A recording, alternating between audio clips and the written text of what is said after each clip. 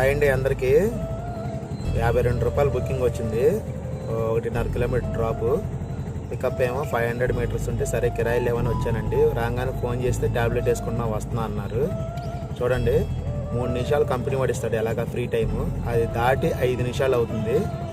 ఇప్పుడు వరకు రాలేదండి. బయట ఎండ చూస్తేనేమో భయంకరంగా ఉంది. ఆటోలో హీట్ వచ్చేస్తుంది అసలుకి. ఫోన్ చేస్తుంటేనే ఫోన్ ఎత్తట్లేదండి. ఇప్పుడు కనీసం క్యాన్సిల్ చేస్తే క్యాన్సిలింగ్ ఛార్జ్ కూడా ఇవ్వడండి. చూడండి లైవ్లోనే క్యాన్సిల్ చేస్తున్నాను. క్యాన్సిలింగ్ ఛార్జ్ కూడా ఇవ్వరండి కనీసం. అన్బుల్ టు రీచ్ కస్టమర్.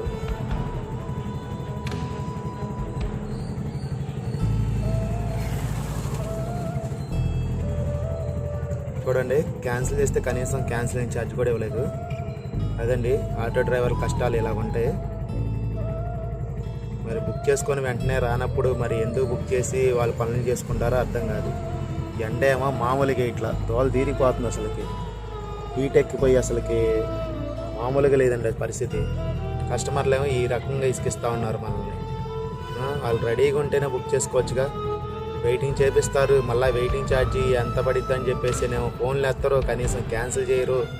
ఈ రకంగా డ్రైవర్ని నరకం చూపిస్తున్నారండి మనల్ని. ఇంత టార్చర్ పెడుతున్నారు అసలుకి. ఇంటి దగ్గరికి వచ్చి ఎక్కించుకెళ్తానికి కూడా ఇంటి ముందుకు ఆటో వస్తున్నా కూడా ఇలాగా ఈ రకంగా మన జీవితాలతో ఆడుకుంటున్నారు కస్టమర్లు.